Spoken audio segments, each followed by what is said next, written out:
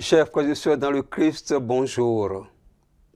Aujourd'hui, mercredi de la première semaine du temps de Carême, l'Église nous invite à méditer l'évangile de Jésus-Christ selon Saint Luc, chapitre 11, versets 29 à 32.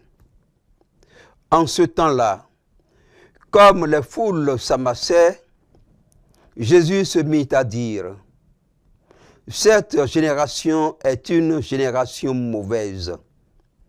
Elle cherche un signe, mais en fait de signe, il ne lui sera donné que le signe de Jonas.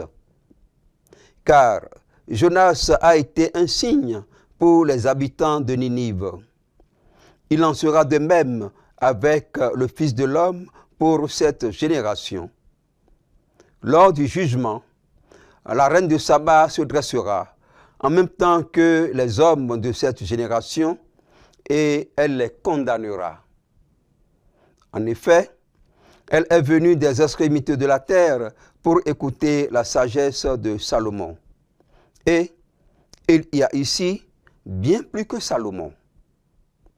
Lors du jugement, les habitants de Ninive se lèveront en même temps que cette génération et ils la condamneront. En effet, ils se sont convertis en réponse à la proclamation faite par Jonas. Et il y a ici bien plus que Jonas. Acclamons la parole de Dieu.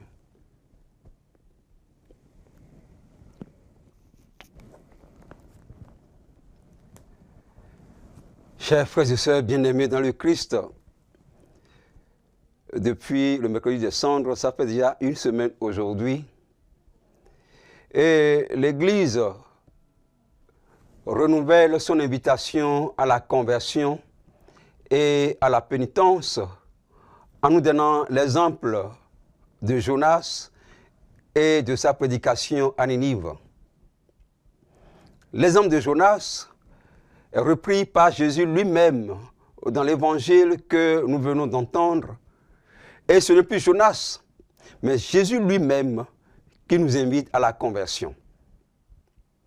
Son invitation à la conversion doit être considérée bien plus attentivement que celle de Jonas ou que les conseils de sagesse de Salomon, parce qu'il y a ici bien plus que Salomon, bien plus que Jonas.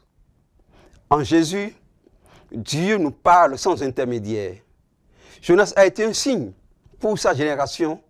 Jésus a été un signe beaucoup plus fort pour la sienne.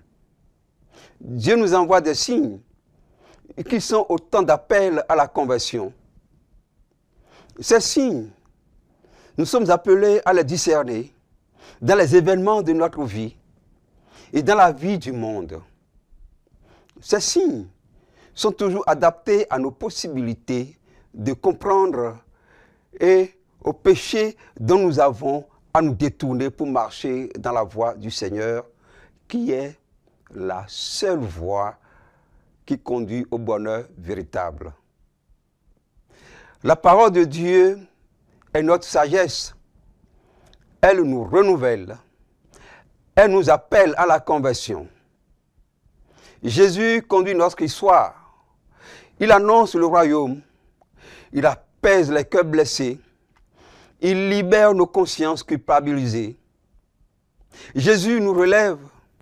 Il accueille les rejetés. Si la conversion est une décision personnelle, elle est aussi une sagesse communautaire. Le carême nous est donné pour ouvrir nos cœurs au cheminement vers Pâques. Nous devons nous laisser plonger dans la vie de Jésus, dans sa passion et dans sa résurrection. Tout au long de l'histoire du peuple d'Israël et de l'Église, il y a eu des hommes qui se sont levés inspirés par Dieu et qui ont osé dire à leurs contemporains: si vous continuez sur ce chemin d'injustice et de désordre, vous allez à la catastrophe. Ils n'ont pas écouté. Aujourd'hui, des chrétiens éclairés par Dieu ou des responsables de l'Église le pape, les évêques, les prêtres, les catéchistes nous mettent en garde contre des structures injustes dans notre société, contre des comportements irresponsables quant à notre environnement qui ne peuvent aboutir qu'à la destruction mutuelle, à la dégradation de notre maison commune, la terre. Comme Jonas, il parle au nom d'un Dieu qui ne veut pas la mort de l'homme, mais qui veut que l'homme vive et soit heureux.